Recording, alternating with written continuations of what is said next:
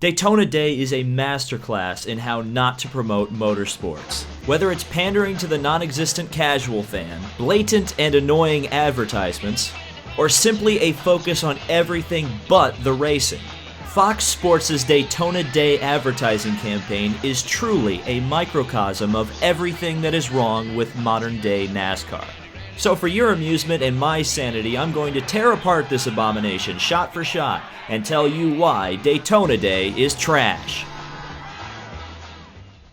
So the ad starts off innocently enough, but let me just pause it right here. Notice anything out of the ordinary, something that may catch your eye? Here, maybe if I add a red arrow. Yeah, you see that? That is what we call a subliminal advertisement. To quote one of my favorite YouTubers, you may not have noticed it, but your brain did. And I hope you like product placement in your advertisements because you're going to be getting a lot more of it.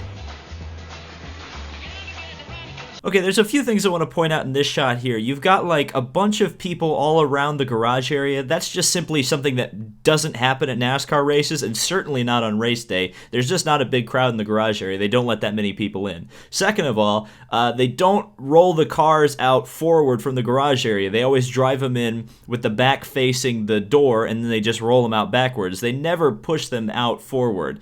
And then you've got like this guy in the cowboy hat here, which I think is implying that this is Austin Dillon. Yeah, no way he pushes his own car out of the garage. I find that very hard to believe.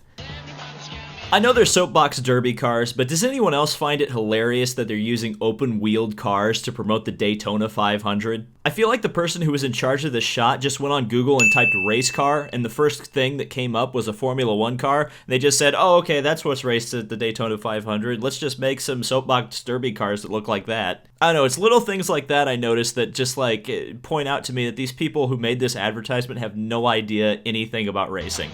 If you write Happy Daytona Day on anything, much less the start-finish line, you deserve to be shot.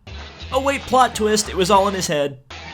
Okay, this is the shot where the pandering really starts to begin. Who in their right mind thinks anybody in a frat house gives a damn about the Daytona 500? Have these people actually been to college? The only people in fraternities are dude bros who only care about the Super Bowl, the NFL, and maybe March Madness. They certainly do not care about motorsports, and certainly not the Daytona 500. So this advertisement showing a frat party based around the Daytona 500, and they even took the opportunity to put Daytona Day up on their frat house, is just simply completely in the realm of fantasy. This shot is like a grandpa trying to convince his grandson that he's still cool, hip, and with it. It's completely out of touch. Oh look, finally, race cars on track, the actual reason you watch the Daytona 500. And it's gone.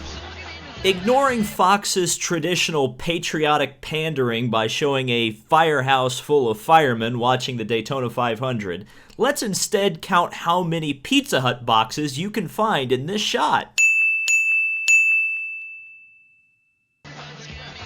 These are the only believable NASCAR fans in the entire advertisement. They're outside, they're grilling, they're watching the race, they're drinking some beer, they got a tent, they got a big old American flag. This is believable. Everything else, not so much. Don't you just love it when advertisements use audio from 10 years ago when the cars sounded way, way better than they do now? This is the only real funny joke in the entire advertisement. And unfortunately, it also completely misses the mark. Because if we're looking at this as an advertisement that's catering to a casual fan of NASCAR, exactly how are they supposed to know who these drivers are or why this scene is funny? There's been no point in this advertisement up to this point where we've introduced Denny Hamlin or Martin Truex Jr., or the fact that they finished 1-2 in the Daytona 500 last year in the closest finish in the history of the event. It's information like that that you would actually use to sell watching a race for. And it's almost completely absent from this advertisement. Oh please, this is supposed to be like LA or something, right? Let's be honest, no place that voted for Hillary Clinton really cares about NASCAR racing. Look at these young, attractive people. Watch the Daytona 500 and you'll be just like them. Oh, look, more subliminal Smithfield advertising. Also, just to point out, this isn't 1999 anymore. Is it really believable that there's a Jeff Gordon standee anywhere in a supermarket?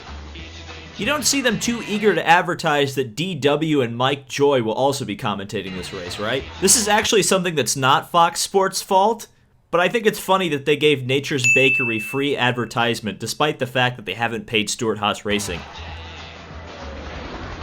And here's where Daytona Day goes completely off of the rails. Ignoring the fact that the CGI in this scene alone probably spent their entire Smithfield subliminal advertising budget, the fact that they have an actor pretending to be Brad Keselowski, who I can only assume is an actor that Fox has in one of their terrible cop dramas, would completely confuse any casual fan who has any interest in knowing anything about the Daytona 500 from this advertisement. I don't see how doing a spoof trailer for a Daytona Day 500 movie or whatever they want to call it does anything to entice anybody to actually watch this motor race.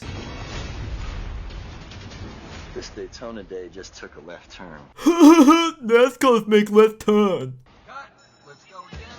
Do they realize they have a kid holding a Miller Lite car? I'm pretty sure there's regulations against that in advertisements. Make sure you get that focus on the Smithfield.